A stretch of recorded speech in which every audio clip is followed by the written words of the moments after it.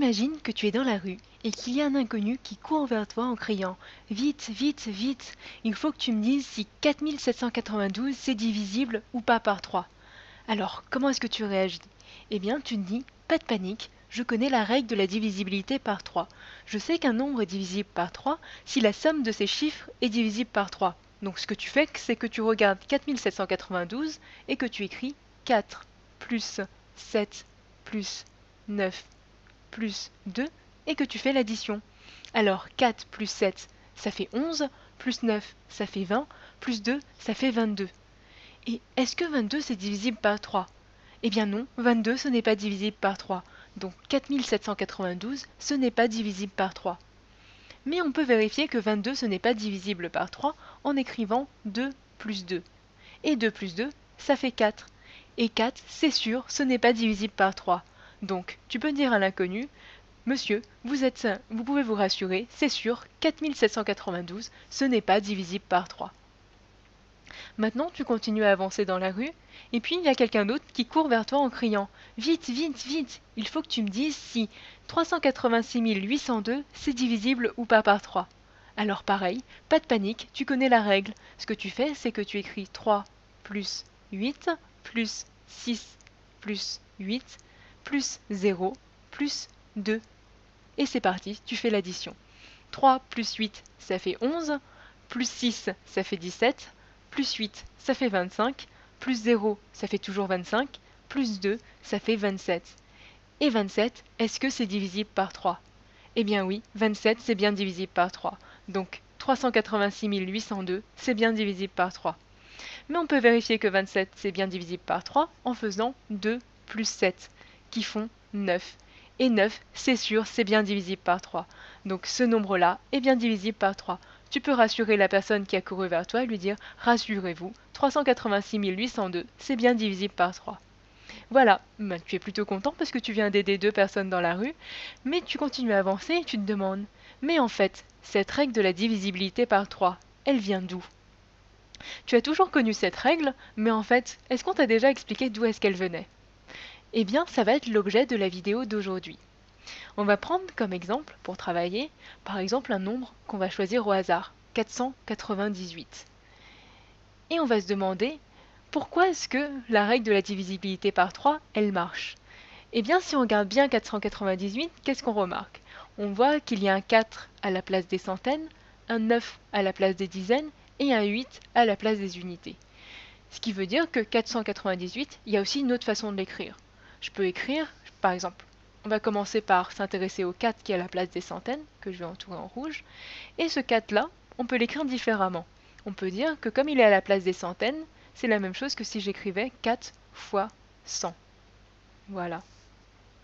Maintenant, qu'est-ce qu'il en est des autres chiffres? Eh bien le 9, que j'entoure en violet, on peut l'écrire aussi différemment. Il est à la place des dizaines. Donc en fait, je peux aussi écrire que ce 9-là, c'est 9 fois 10, qui font 90.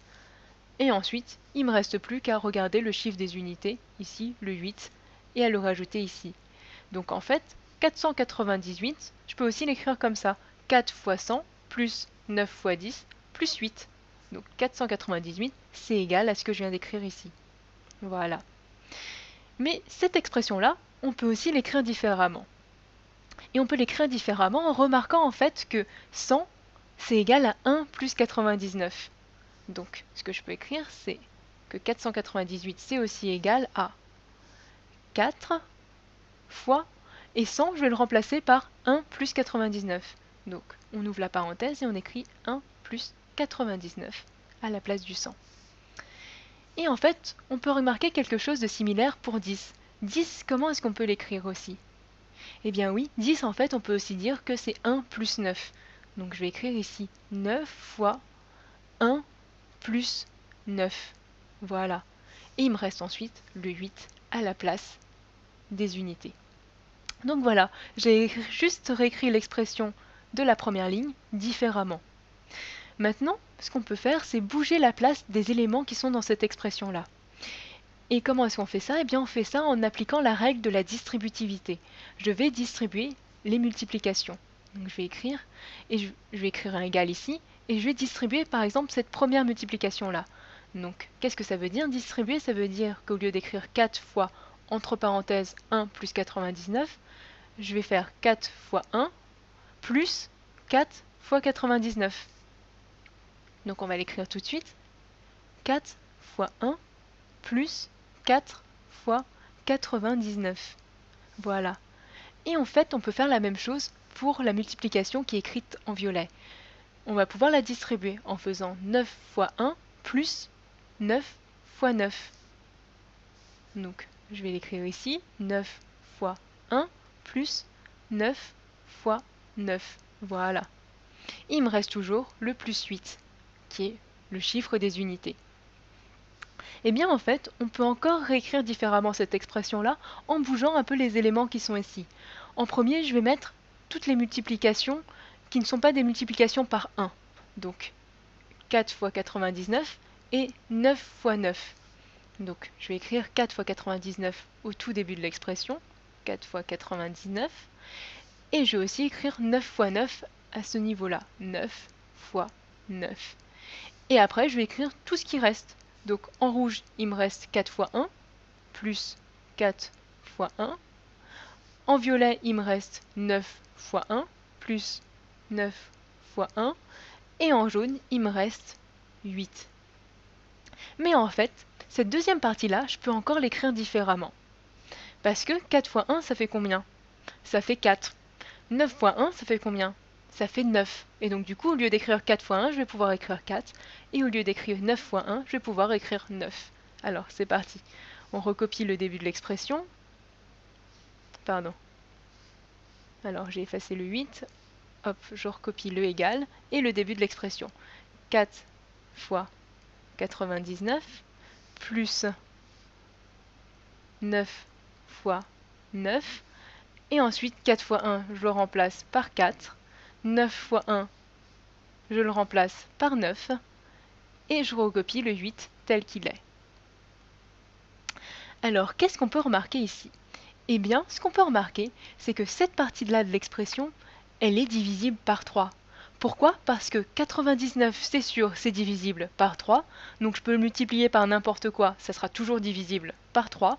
Donc 99, c'est divisible par 3. Si je multiplie par 4, c'est toujours divisible par 3. 9, c'est sûr, c'est aussi divisible par 3. Donc si je le multiplie par 9, ça reste divisible par 3. Et si j'additionne deux choses qui sont divisibles par 3, eh bien, le résultat est toujours divisible par 3.